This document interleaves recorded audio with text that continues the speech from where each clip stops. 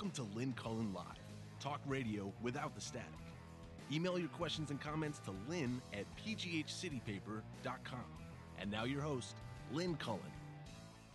And good morning to you on this Friday, October 5th, 2018. A pretty consequential day in the history of our country because today, and as a matter of fact, probably in about a half hour or so, the cloture vote. I mean, this is what they keep calling a procedural vote. Cloture vote merely says that they are voting whether or not to stop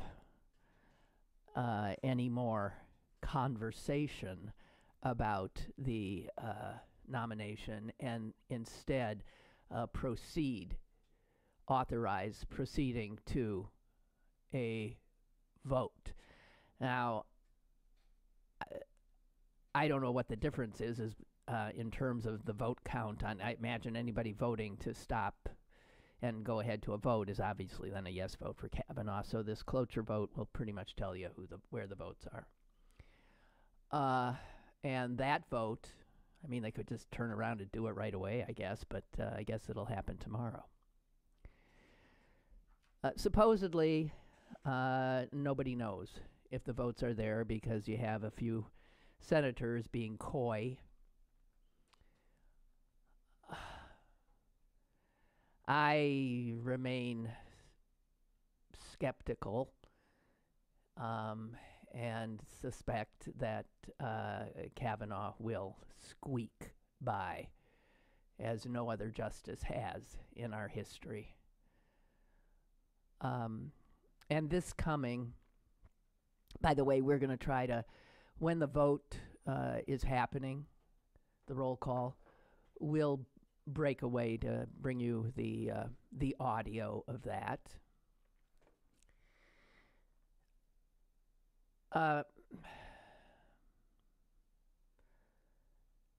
Kavanaugh, there's never been again, the word unprecedented, which we've trotted out and dusted off and used a million times a day since the advent of the Trump era. This particular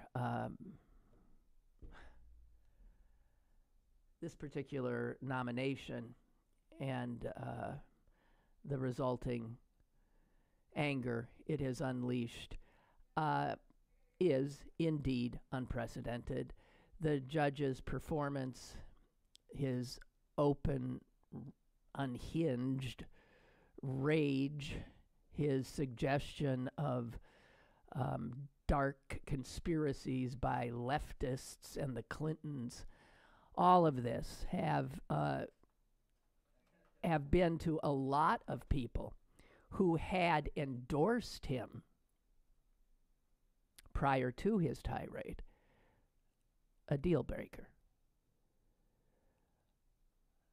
A friend of his, a guy who now says, I suspect I'm a former friend of his now, who had endorsed him, who thought the world of him, was, and I'm blanking on his name, Wittes, I think, Wittes, while watching Kavanaugh in that histrionic display, was so taken aback that he felt that he would have to unendorse his friend, because this is not a man who now can serve on a court and be seen as an impartial arbiter. And now we have a former justice of the Supreme Court, John Paul Stevens, appointed by a Republican president. John Paul Stevens feeling the need, and this again I don't believe has ever happened, feeling the need to say, I thought he was a fine choice. I endorsed his nomination until I saw that display. And he does not belong on the court. Law professors from all over this land have signed a letter, and the signatories keep growing by the minute. And what's interesting about the law professors who signed the letter is they encompass every bit of the political spectrum. And so you have professors of the law at leading law schools known to be conservative judges, or professors known to be even originalists and having the same political persuasion as Kavanaugh. And even people like that are signing this letter saying he does not belong on the court. Now, for somebody like that to sign it, that is really amazing, because they would like the way this guy's going to vote on the court, but they are appalled by his lack of judicial temperament. I spoke of Senator Heidi Heitkamp of North Dakota yesterday, and she's up for re-election in a red state of North Dakota. You don't get much redder than that. And the polls show her lagging. And I wondered aloud if, to try to save her skin and save her seat, that she would vote for Kavanaugh. And I was so pleased yesterday when she also announced that she would not support Kavanaugh, and she cited temperament, impartiality, and his seeming lack of honesty. And by that profile in courage, she definitely signed her eviction from the Senate of the United States. So all of that is going on. And yet these Republicans are about to, in all likelihood, put this man on the court. And don't think it will end there if he is seated and sworn in. Because people are not going to stop speaking up. This will dog his steps as a justice for his entire tenure. And that's why my only hope is that some of these few senators who have not yet announced where they're going will realize how damaging he is to the institution. Another unprecedented thing that happened in regard to Kavanaugh is his op-ed in this morning's Wall Street Journal. I am an independent, impartial judge. It is headlined. And what's notable in reading it is he again in no way apologizes for anything he said. Instead, he plays the victim.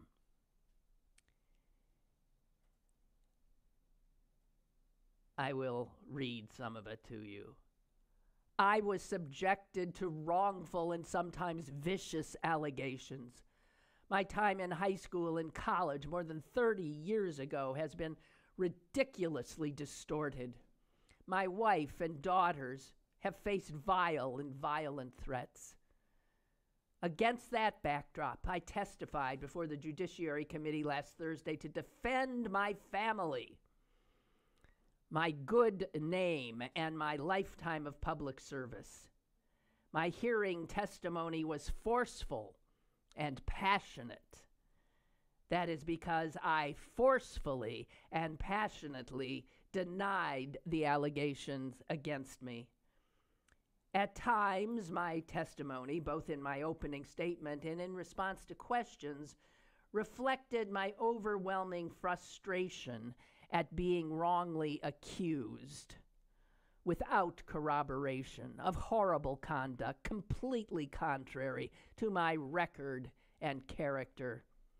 My statement and answers also reflected my deep distress at the unfairness of how this allegation has been handled. I was very emotional last Thursday, more so than I have ever been. I might have been too emotional at times. I know that my tone was sharp, and I said a few things I should not have said. I hope, though, everyone can understand that I was there as a son, husband, and dad. I testified with 5 people foremost in my mind: my mom, my dad, my wife, and most of all, my daughters. He wasn't thinking about himself at all. My God, what a selfless, what an icon we have here.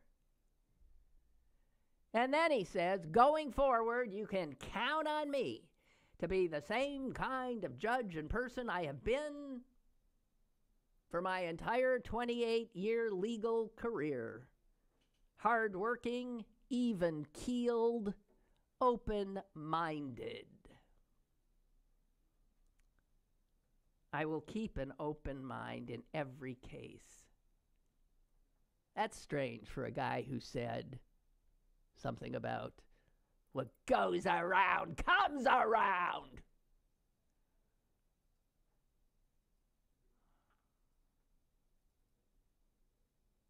So there was no, again, this playing the victim. And this is what the backlash to women telling their stories has engendered. It seems like the country could tolerate, all right, enough, we hear women, all right, we hear you, all right, yeah, something's happened to you, I know, terrible, terrible. But let's keep our eye on what's really important. Us, the men, we are now being victimized. Any one of us could be taken down in a minute.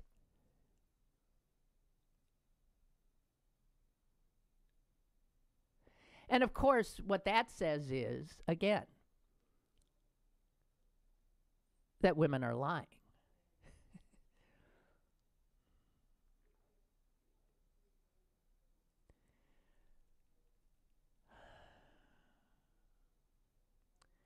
So all these law professors, my brother included, I texted him yesterday. I said, surely you've signed this thing. He said, yeah, right, of course. Who hasn't? I don't know that he knows anybody who hasn't. There's some big names. And as I said, all over the spectrum.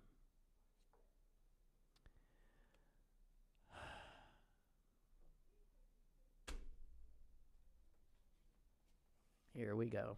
Yeah. All right. We got a caller. Let's hear it. Hello, Lynn. Hi. Hi. Fine. Hey, the news media for the last couple weeks to a month, they've been pushing this. The Democrats are going to pull the Senate off. There was no chance in hell that was going to happen. It's a big BS story they've been telling on. Now that the Republicans are coming back in the Senate, more or less, they were going to win it anyway. So that is off the table. Why they put that on the table, I don't know. Now it looks like that it's going the other way. That just irritates the hell out of me. But I'm thinking in the long term, maybe in 2020 we could pull off something like that. First, get the House. The first step, get the House. Next time, get the House and the presidency. You got to take it in baby steps. You know what I mean? These people, we're going to win it all. Well, it ain't going to happen that way. No. It's redistricted, it's gerrymandered, so they're not going to win that.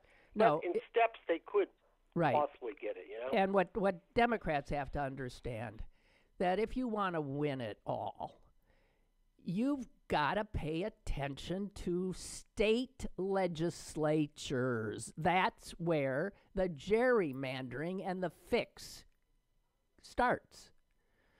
Yes. And so in a state like Pennsylvania, to have this overwhelming conservative Republican legislature, and it is overwhelmingly Republican, overwhelmingly white male conservative, that is not representative of the politics of the Commonwealth of Pennsylvania.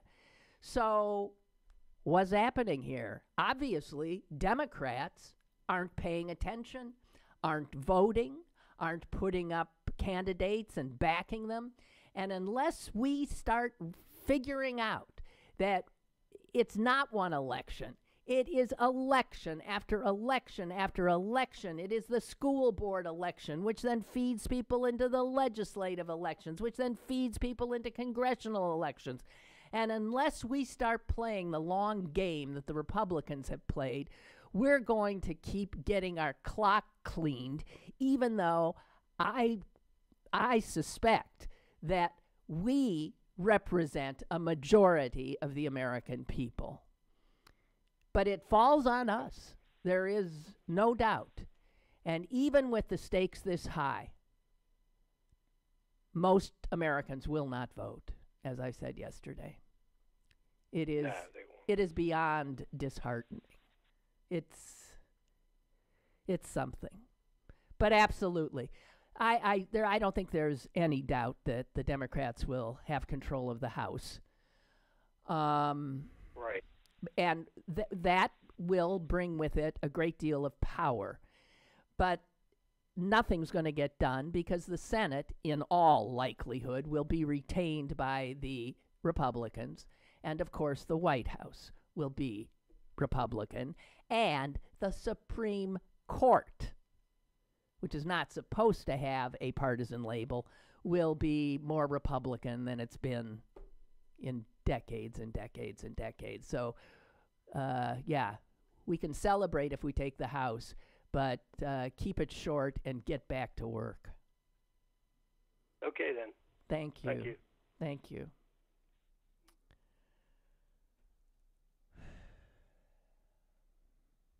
So,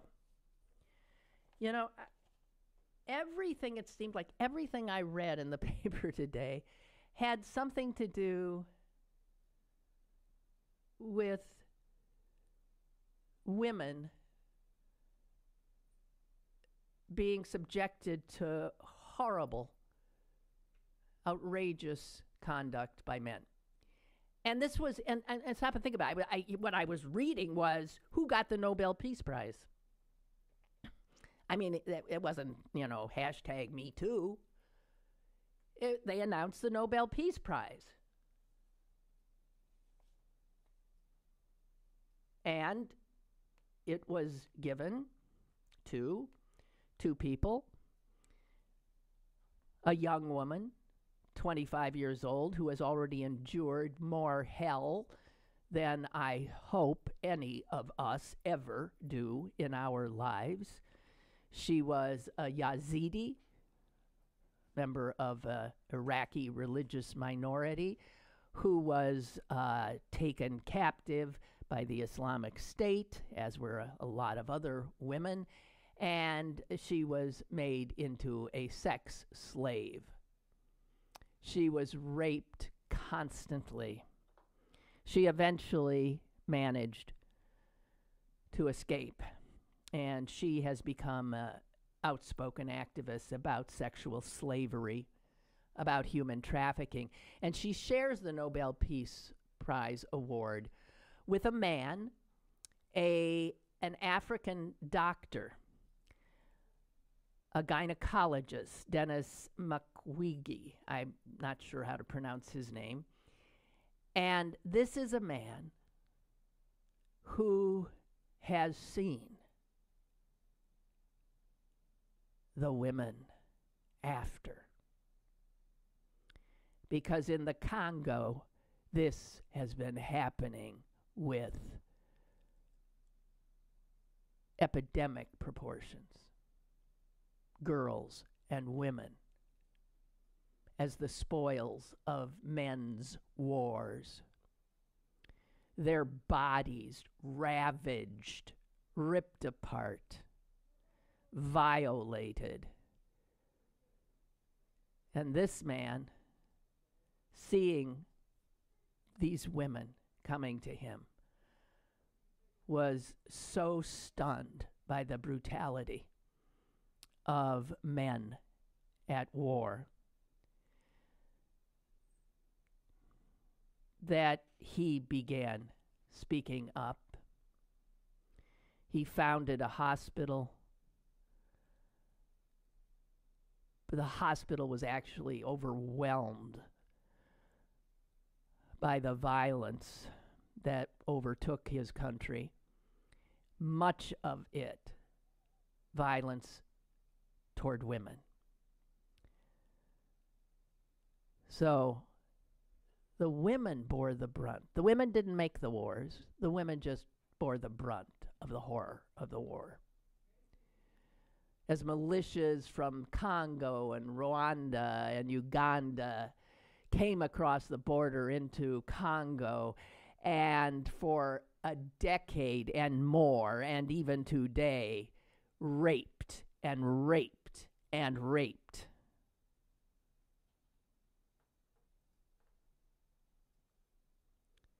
This doctor almost sometimes worked as much as 18 hours a day trying to stitch bodies back together, never mind what happens to their emotional health. He was targeted for assassination.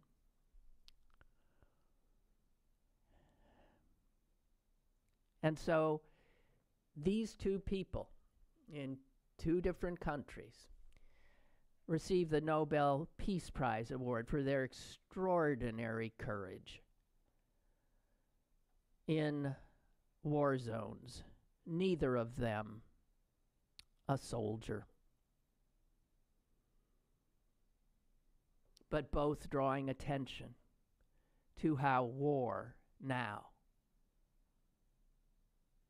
is about humiliation, subjugation, and violence toward women and girls.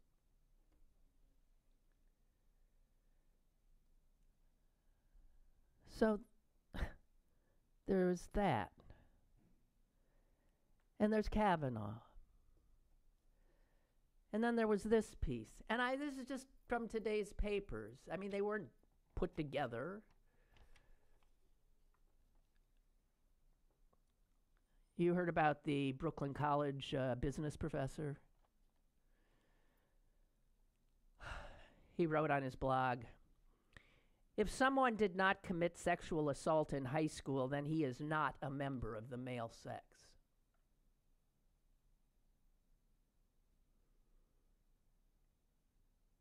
In the future, he went on, having committed sexual assault in high school ought to be a prerequisite for all appointments, judicial and political.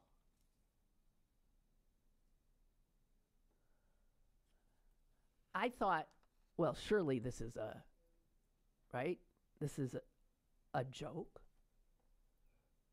No, it's not a joke. This guy now is doing the victim thing and saying, I feel unsafe.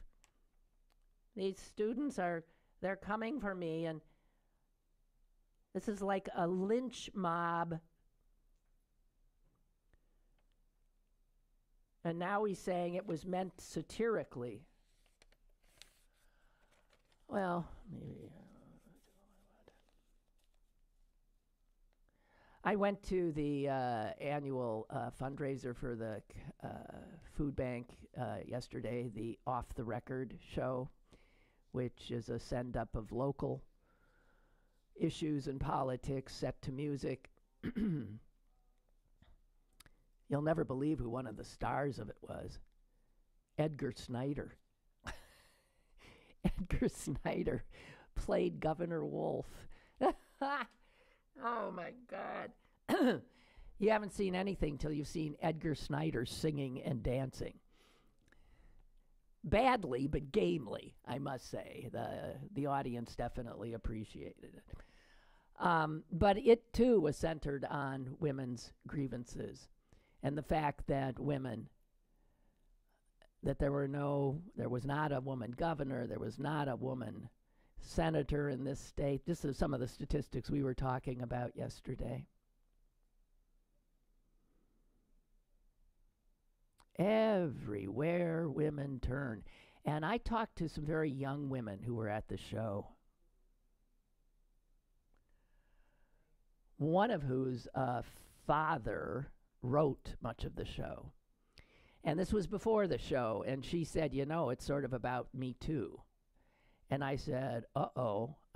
She said, I know. She said, I told Dad that if he ridicules women, and it is a send-up, so there's ridicules women in this, I am going to be enraged. And I said, let me tell you, you won't be alone. So there's this constant, this was a 25-year-old girl I'm talking to. People I bumped into a male reporter from a local television station who said he's been talking to his children about it and trying to tell them that it's been worse and we've gotten through this. And I started arguing with him about that. But he was sickened and upset.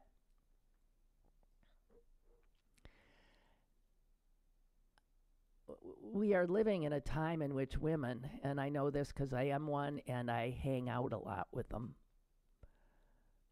I've never seen women like they are now. And if this vote puts that man on the court, Katie barred the door. In the satirical bit last night at the Byham Theater, what the women of Pittsburgh did is take a page from the Greek play Lysistrata.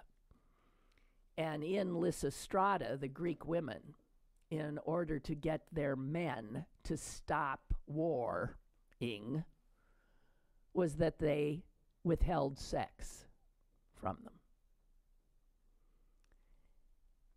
And I think it's something women are starting to think about again. Yeah.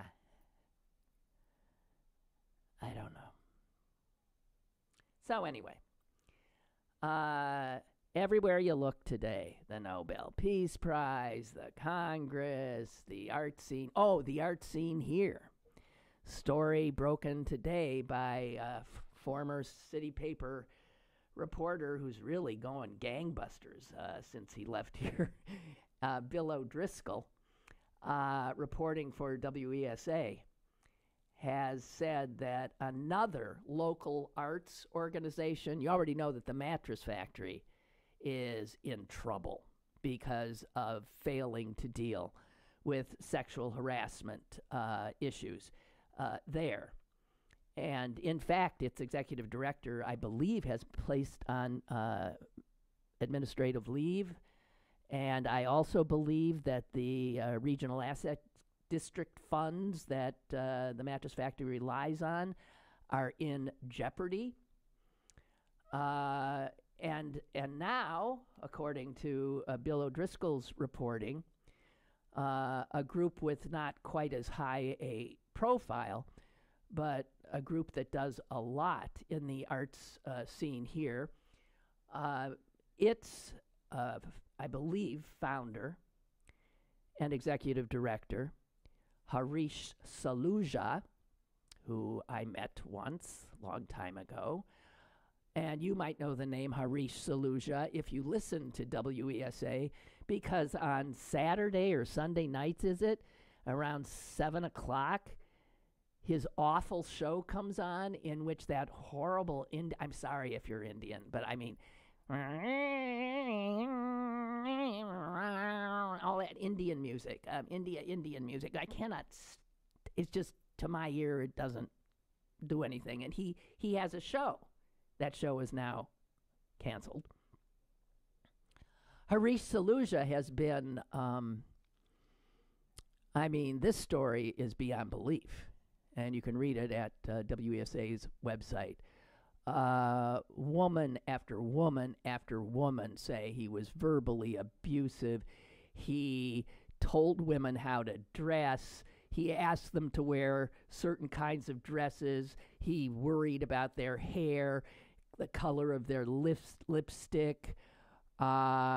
He said things like, I've seen your Facebook photos and I know that you can look sexy. I need you to look sexy when you're with me because you represent me and I need to look good. Can you imagine working? A woman is working.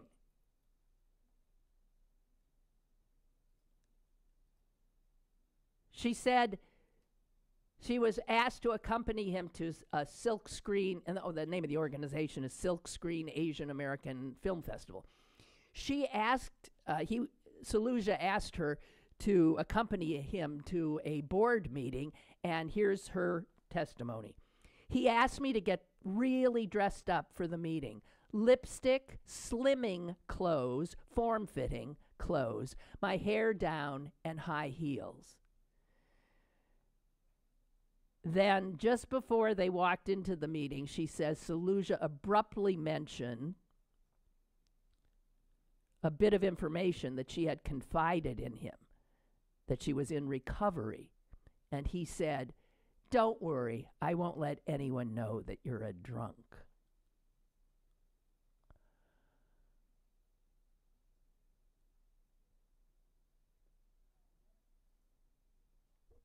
It goes on and on and on, how the board was told, how nothing happens. Silkscreen is Pittsburgh's biggest programmer of Asian American arts.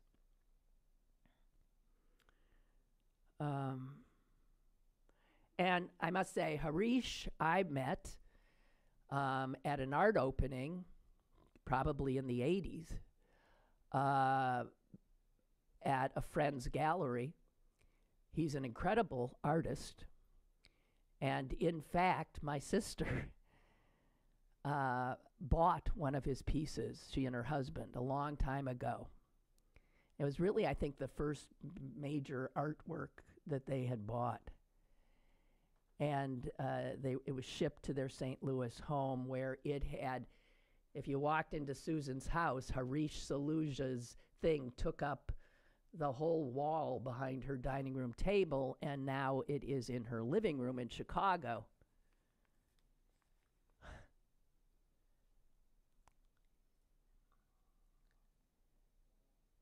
It's given her and anybody else who looks at it a lot of pleasure. I wonder if that pleasure now will be tinged with a sense of violation.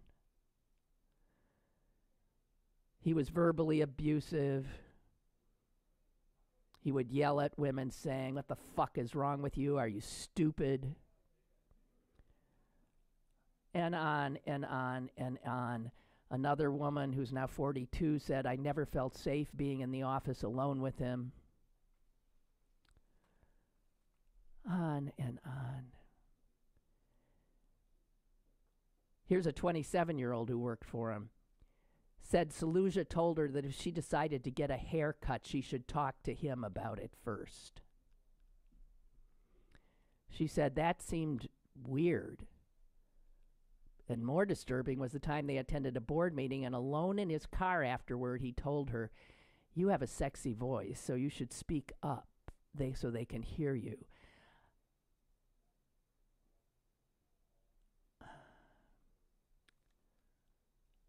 I don't know. I would go to these meetings with him, and they would be like old men, and he would make me stand there and say, "Look at her. How could you say no to her?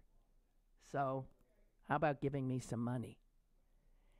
And I thought, so now I'm just old man sex bait? This is gross. She began to see 2 summer interns from Duquesne University getting the same treatment. Well, one of our first conversations we ever had was at a coffee shop, and the intern says he said something about a blowjob.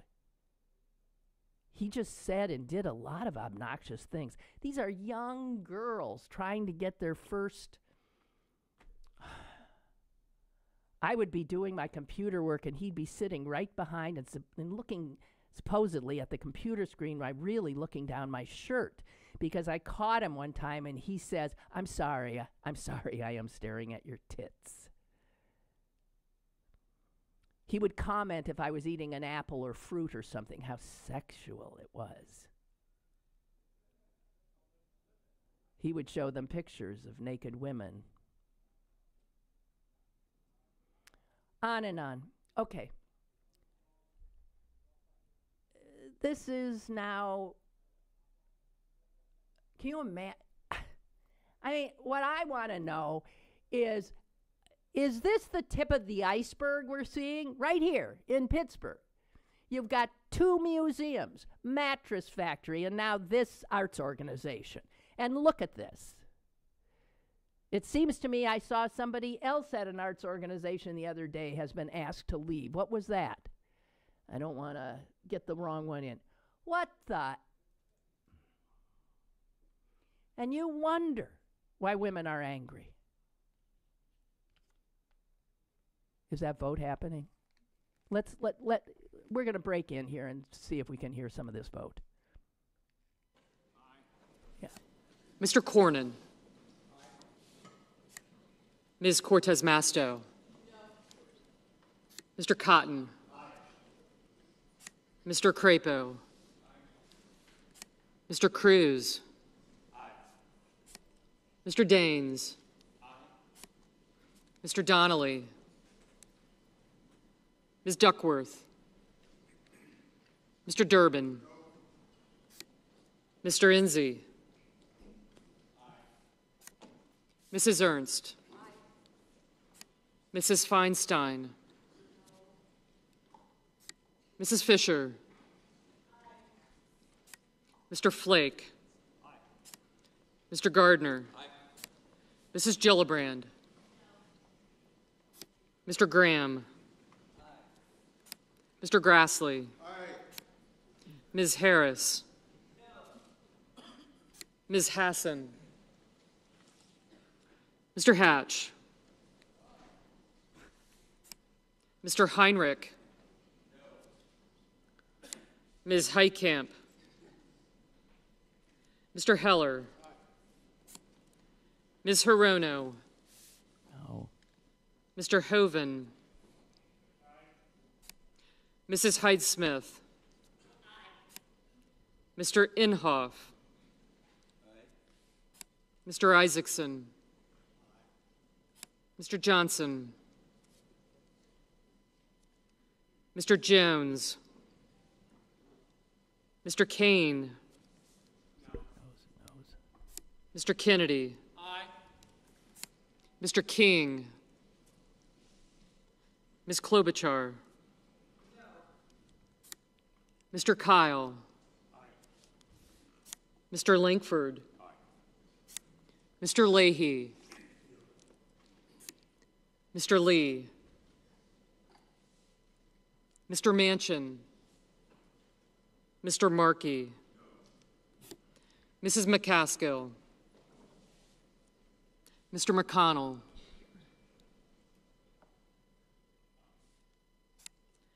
Mr. Menendez. Mr. Merkley. Mr. Moran. Ms. Murkowski. Mr. Murphy. Mrs. Murray. Mr. Nelson.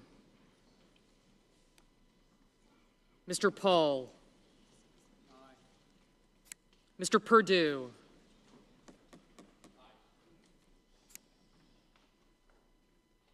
Mr. Peters. Mr. Portman.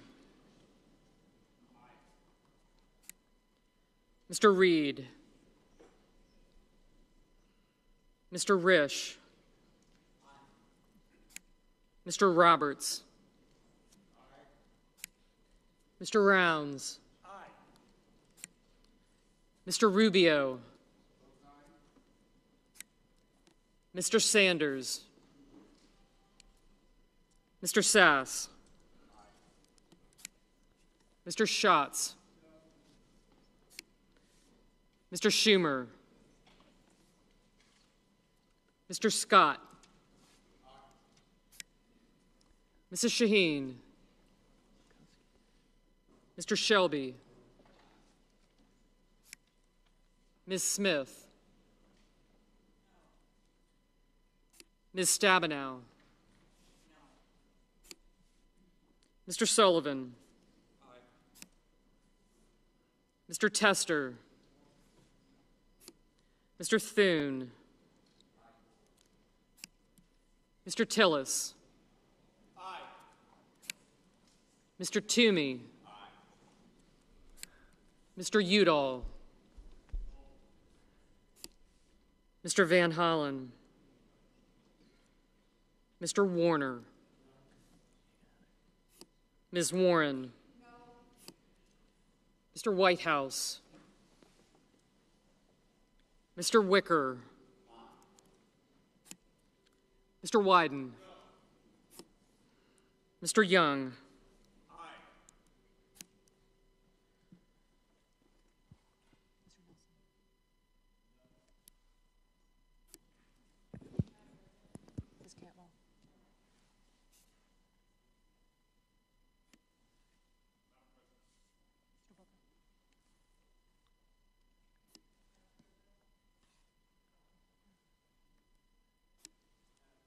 I'm hoping they're going to announce the vote. I couldn't hear how Manchin voted.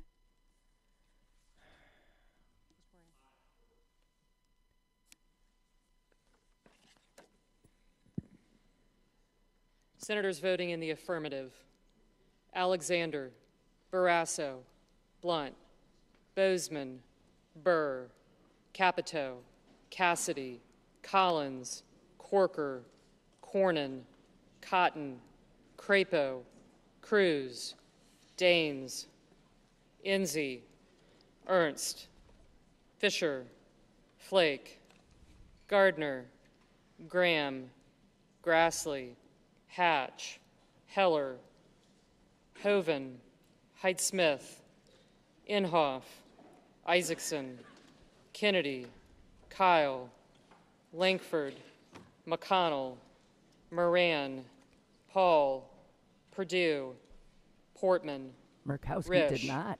Roberts, She didn't say Murkowski. Rounds, Rubio, Sass, Scott, Shelby, Sullivan, Thune, What'd she say? Tillis, Toomey, Wicker, and Young.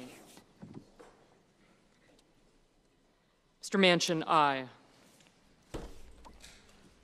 Senators voting in the negative: Baldwin, Bennett, Booker, Brown, Cantwell, Cardin, Casey, Coons, Cortez Masto, Duckworth, Durbin, Feinstein, Gillibrand, Harris, Heinrich, Kane, Klobuchar, Leahy, Markey, Merkley, Murkowski, Murphy, Murray, Nelson, Peters, Schatz, Smith, Stabenow, Tester, Udall, Warner, Warren, Whitehouse, and Wyden.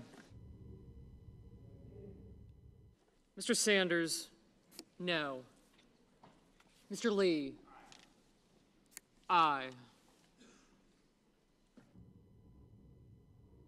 Is that 50-50? Ms. Hassan, no.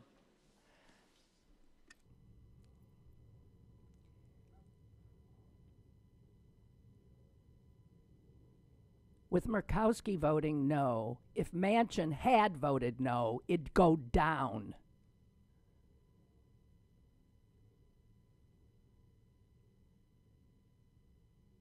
This is on Manchin if he gets in. Why won't they give the vote? Does any of you guys see a vote?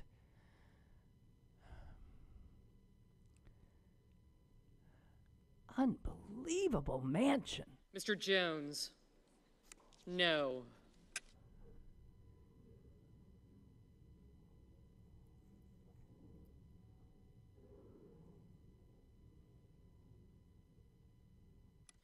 Mr. Johnson, aye. Mr. Schumer, no.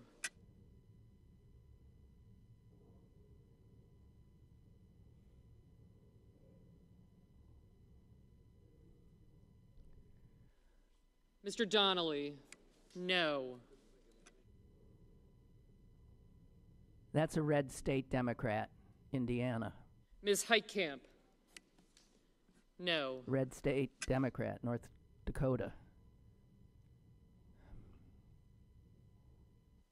Mrs. McCaskill, no. Red state Democrat, Missouri. Mr. Menendez, no. It's New Jersey.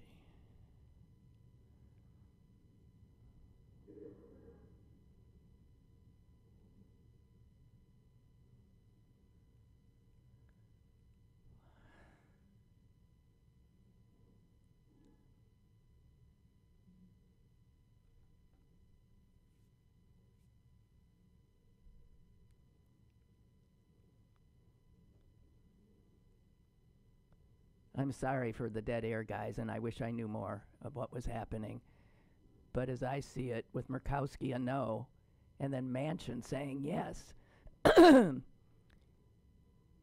if Kavanaugh gets seated, it's Manchin's doing.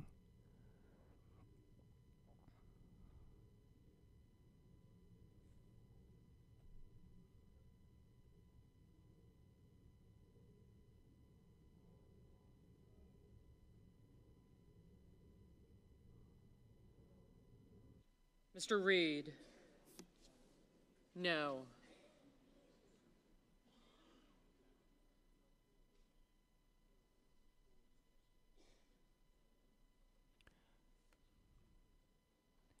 Nancy is saying this isn't the final vote, it's the vote to move it to the floor. Mr. King, We know that. no. But Mr. Van Hollen, it's no. largely believed to be a predictor of what the vote is.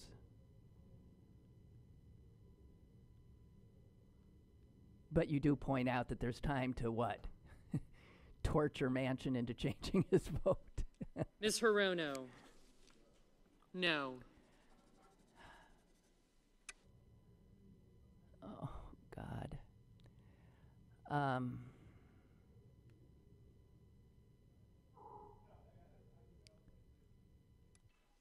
Mr. Blumenthal, no.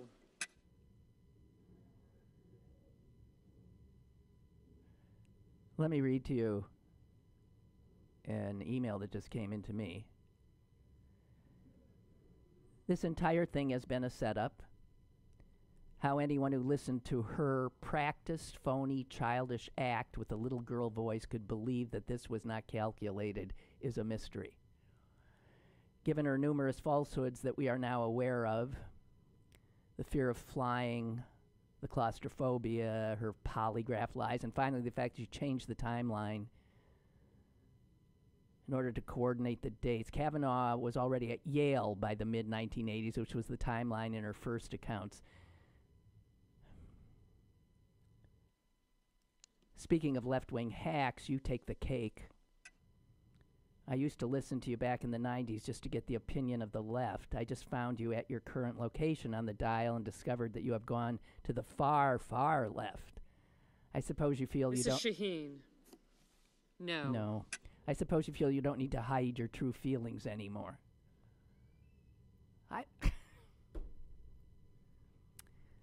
All right, Mark, whatever.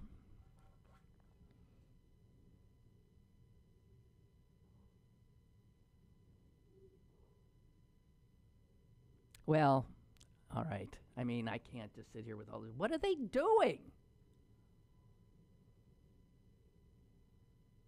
And there's no tally up on the screen or anything.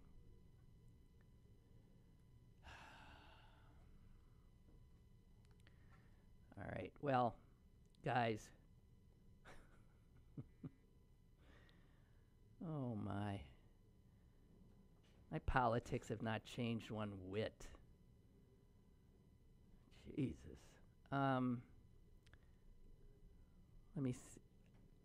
I don't want to miss anything, but on the other hand, what we got here?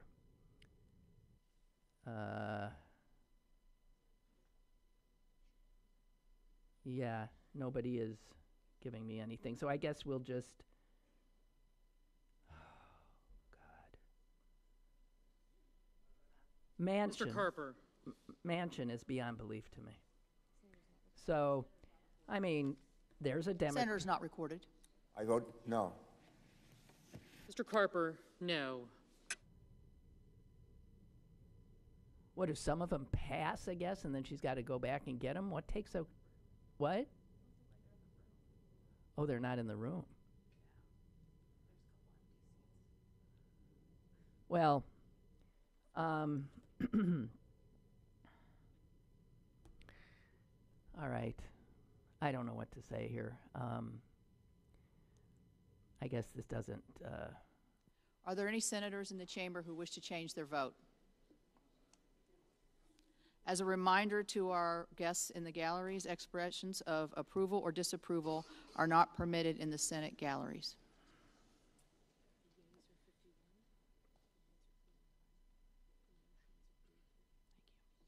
On this vote, the yeas are 51, the noes are 49. The motion is agreed to. All right. There you go. So 51-49, it would have been 50-50. And, okay, so if those numbers hold on the actual vote, Kavanaugh will be on the court with the tie-breaking vote of the vice president.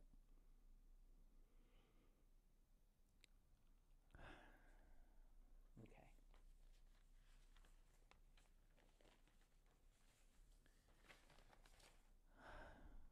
Jesus Christ. Okay. Tony wrote in, I missed it. Who are you talking about? A local celebrity? Sounds like a real entitled pig. Yeah, it was a guy's name is Harish Saluja, and he heads the Silk Screen Asian Film Festival. It's a small arts group that brings a lot of Asian movies to town, and he also has a show, or had, I believe it's been suspended now, on WESA FM, where he plays awful Indian music weekend nights. So that's to bring you up to date.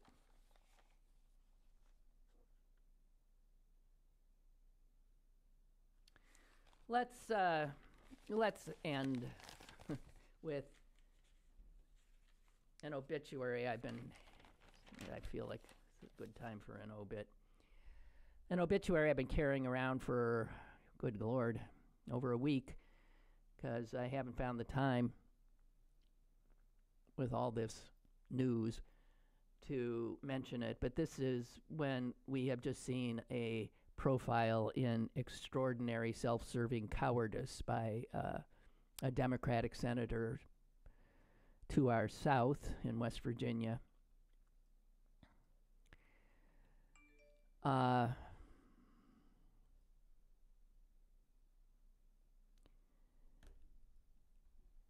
this is a profile in courage, and this is what it looks like.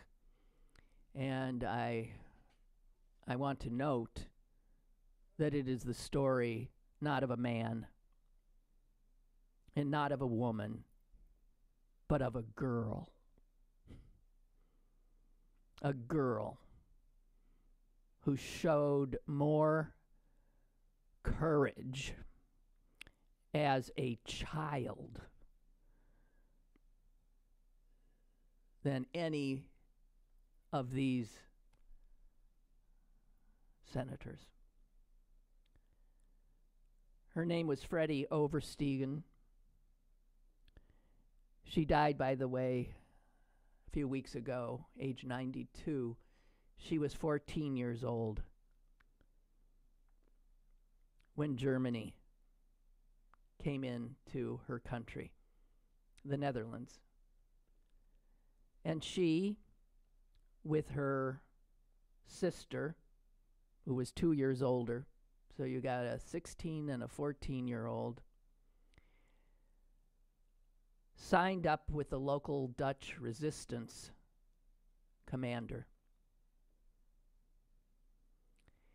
And they were also joined by another friend, a girl named Hannie Schaft. And it was after they signed up that they were told that their job was going to be to sabotage bridges and railway lines, blow them up.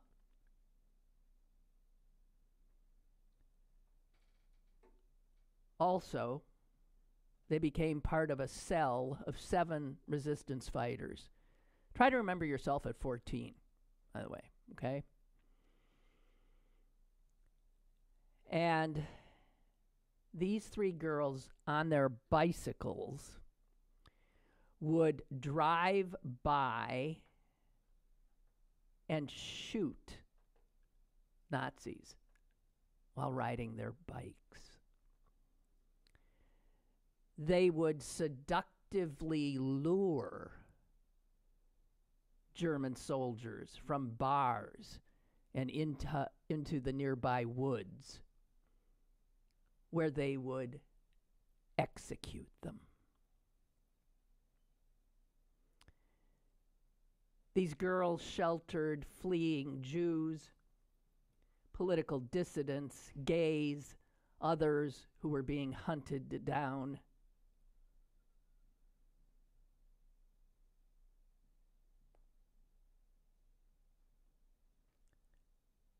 Annie Schaft, the 3rd girl, was captured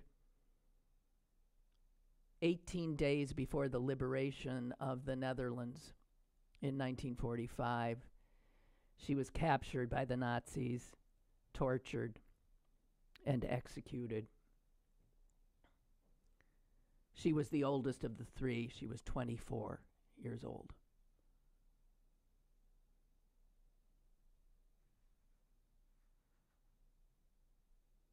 Her family, Freddie Overstegen's family, took in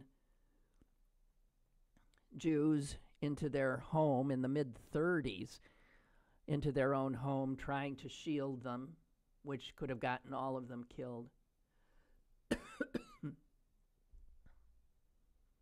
Many of the people they tried to save were deported, were murdered. She knew this because she said after the war, we never heard from them again.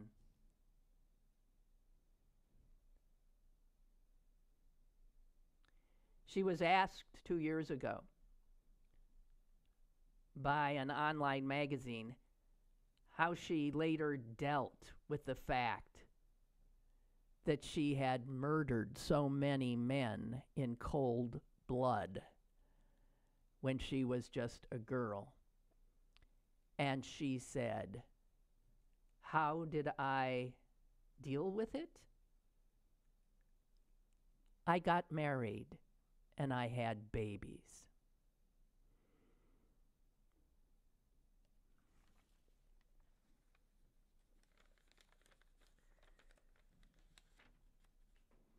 She refused one assignment.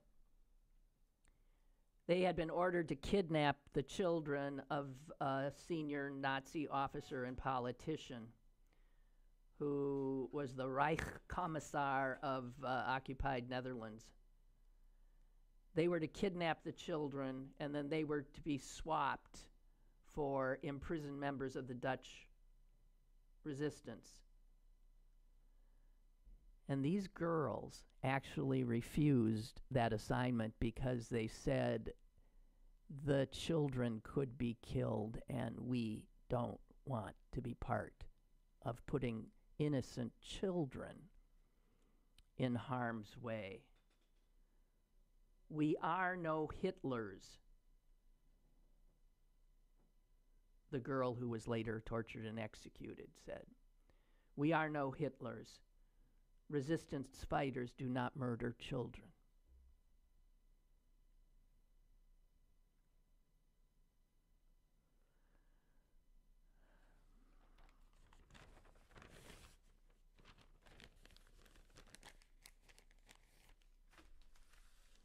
Anyway. All right. That's it, guys. I can't even begin to imagine how much stuff we'll have to talk about on Monday, and try to have a good weekend, okay? Thank you. Bye.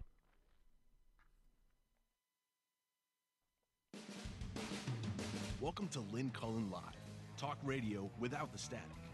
Email your questions and comments to lynn@pghcitypaper.com. And now your host, Lynn Cullen.